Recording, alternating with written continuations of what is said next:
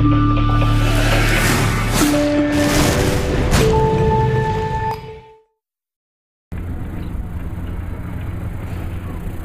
everyone, welcome back to another video, and today I promised I'd talk to you about outcome goals and why they produce such high levels of worry, stress, and anxiety.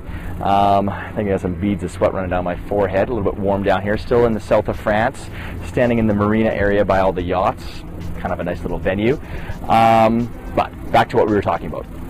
The reason outcome goals produce such high levels of stress and anxiety is because do you really have control over whether or not you can win the game, the match, the tournament? If you're a team sport athlete, you've got other teammates that you're relying on. Even if you're an individual sport athlete like tennis or golf, there's other factors at play. It's the conditions of the greens, the conditions of the fairways. It can be the weather. All of these things you have absolutely no control over. The only thing you do have control over, though, is the performance, your performance, and the process. So what you're actually doing while you're out there, how you prepared yourself mentally, how you prepared yourself physically. Those are the things you have control over. Outcomes, you do not. So while it's great to set a goal like climbing Mount Everest, which is an outcome, you now give yourself up, because now you've become very specific. You've given your mind and your brain a goal to focus on. So it knows what it is that you're trying to accomplish.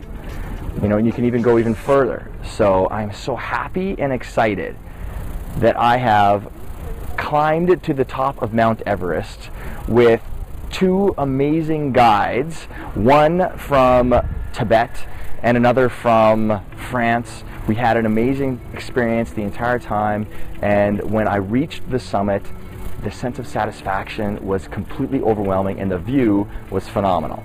Okay, now that's an outcome goal. That's very specific. My brain knows pretty much what it is I'm trying to create for myself. Now, what is the performance and the process that I'm going to take in order to reach that goal? And the same goes for anything in sport. Whether it's winning a tournament, it's okay to set that goal, because now you've given your brain that specific idea as to what it is you're trying to accomplish, but no longer do you focus on it. Now we turn our attention to the process that we need to take in order to reach that goal and the performance. And we outlined in the past videos what those goals look like and how important numbers play in setting performance goals. I'm trying to move from this number to that number by a specific date. When we put a date down, it kind of creates creative tension in the mind, because it goes, oh, he's actually serious about this goal, or she's actually really heavily invested into wanting to achieve this. So I better get to work on making that happen for you. And all that kind of conversation happens at a subconscious level, which means that it's not like your brain is actually saying that, but when you set a date, it shows that you're committed to something. Okay? So that's why those numbers are very important, because they're specific, and when I take a look at them or someone else takes a look at that goal, they know what it is you're trying to achieve. Well, your brain is trying to do the exact same thing. It's teleological. It's constantly goal seeking. It's trying to accomplish things for you, give it things to accomplish, because that's what it wants to be doing. So that kind of takes us to the bit of the end of these videos. Now there is I think a form on this page that if you do have questions, feel free to send them in.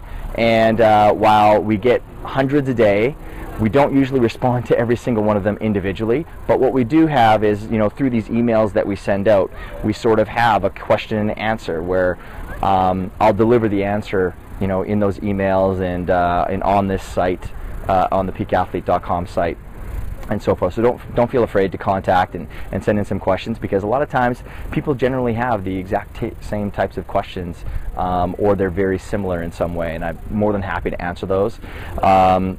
And this process that we just kind of went through with this whole outcome, performance, process, goals, and then on the first day when we were talking about getting clarity about really why you're playing your sport. If you're a recreational athlete, having a little bit lower expectations than the stuff that you're seeing the pros do. But anyways, this exact same process is exactly what I use with the pros that I work with, whether they're playing in the NHL or whether they're on the PGA or NFL or soccer, whatever. It's the exact same process. So you've learned the same things that pro athletes are using on a daily basis in order to achieve, big goals for themselves. It's proven, it works, and it allows you to execute your sport in a far more stress-free environment, which at the end of the day, if I'm playing sport, I'd much rather enjoy the process and have a lot of fun out there and still perform really well as well. And I'm sure you probably want the same thing.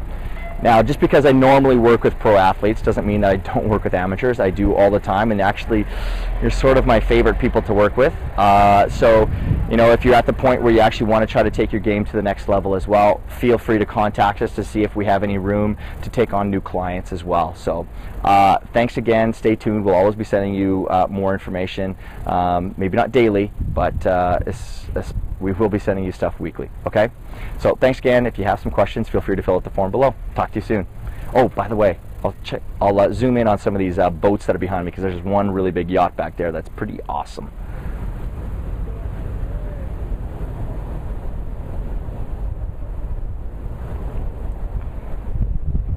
Pretty great stuff. If you've never been to the south of France, highly recommend it. All right. Until next time.